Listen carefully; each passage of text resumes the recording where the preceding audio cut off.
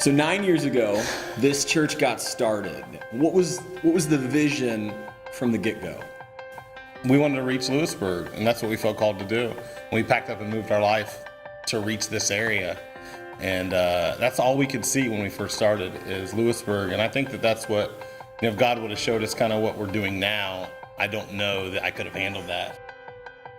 Looking back after 9 years, there's been some major changes. What's probably been some of the biggest changes we've experienced?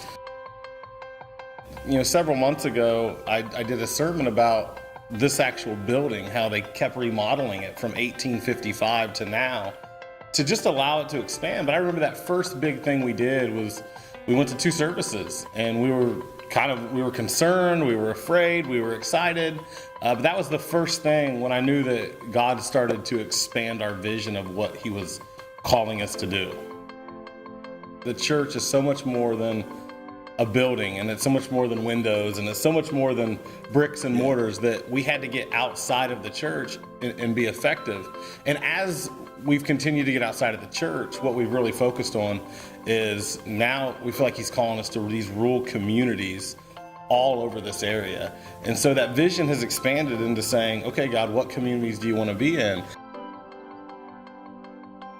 So as the vision has changed, as God has kind of shown you different things, it's like it's being unveiled piece at a time, how has that affected the name? We've had name changes and logo changes, and so why are we switching things up? As we continue to move forward, we want to be in communities. And that's something that I can relate to, because I believe that the church is a community.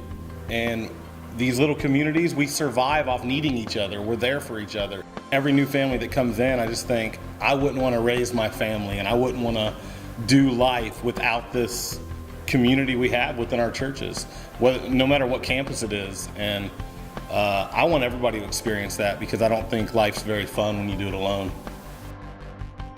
We are going from being Lewisburg Word of Faith to community Word of Faith.